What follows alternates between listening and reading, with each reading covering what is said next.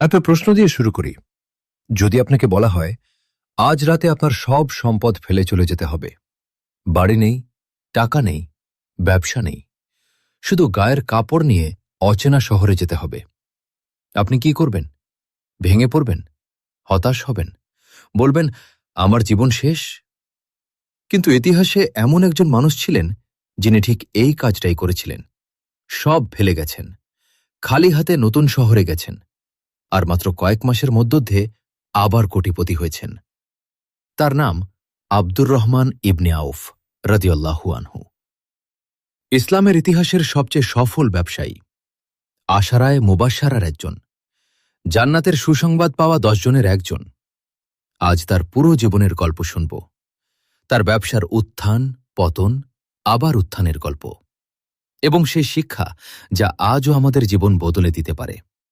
মক্কার জুহরা গোত্রে জন্ম নিলেন এক তরুণ, নবুয়তের 10 বছর আগে, মানে রাসূলুল্লাহ সাল্লাল্লাহু আলাইহি ওয়াসাল্লাম চেয়ে 10 বছরের ছোট। জন্মের সময় তার নাম রাখা হয়েছিল আব্দু আমর, মানে আমরের দাস। কিন্তু যখন ইসলাম গ্রহণ করলেন, রাসূলুল্লাহ সাল্লাল্লাহু আলাইহি ওয়াসাল্লাম তার নাম বদলে রাখলেন আব্দুর রহমান, মানে রহমানের মানের দাস, আল্লাহর দাস। এই নাম বদলের মধ্যেই লুকিয়ে আছে তার জীবনের সারসংক্ষেপ। তিনি ছিলেন মক্কার সম্ভ্রান্ত পরিবারের সন্তান। শৈশব থেকেই ব্যবসার প্রতি ছিল অদ্ভুত আগ্রহ। বাজারে যেতেন, মানুষের সাথে কথা বলতেন, জিনিসের দাম বুঝতেন, লাভ ক্ষতি হিসাব করতেন। ছোটবেলা থেকেই মানুষ বলতো, এই ছেলে একদিন বড় ব্যবসায়ী হবে। তারা ভুল বলেননি, তবে তারা জানতেন না এই ছেলে শুধু বড় ব্যবসায়ী হবেন না, ইতিহাসের সেরা মুসলিম ব্যবসায়ী হবেন। ইসলামের একদম শুরুর দিকের কথা। রাসূলুল্লাহ সাল্লাল্লাহু আলাইহি ওয়াসাল্লাম তখন সবে মানুষকে ডাকতে শুরু করেছেন। হাতে গোনা কয়েকজন বিশ্বাস করেছেন। হযরত আবু বকর রাদিয়াল্লাহু আনহু একদিন আব্দুর রহমান রাদিয়াল্লাহু আনহুকে বললেন, আমার সাথে চলো, একটি কথা শোনাব। ইসলাম গ্রহণের পর শুরু হলো কষ্টের অধ্যায়। মক্কার কুরাইশরা মুসলিমদের ওপর নির্যাতন শুরু করল। আব্দুর রহমান রাদিয়াল্লাহু আনহুকেও ছাড়া হল না।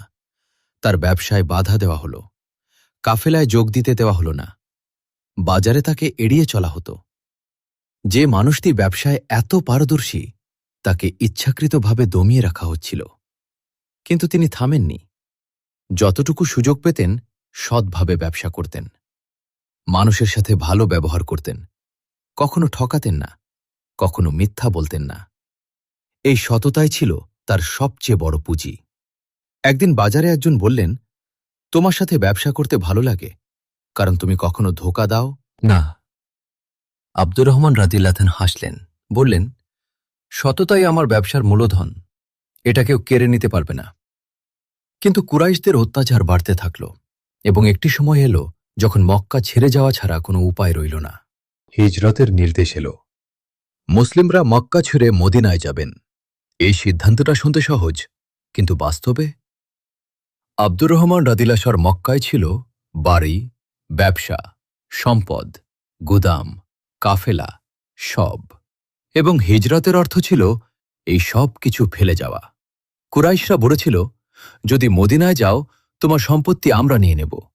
আব্দুর রহমান রাদিয়াল্লাহু আনহু তবুও গেলেন, গায়ের কাপড় পরে, খালি হাতে। মদিনার পথে হাঁটতে হাঁটতে হয়তো মনে পড়ছিল সেই গুদামের কথা, সেই কাফেলার কথা, সেই বাড়ির কথা। কিন্তু তিনি পেছনে তাকাননি, কারণ তিনি জানতেন আল্লাহর পথে যা ছেড়ে যাওয়া হয়, আল্লাহ তার চেয়ে বেশি ফিরিয়ে দেন। মদিনায় পৌঁছলেন, খালি হাত, শূন্য পকেট, কিন্তু বুক ভরা ঈমান।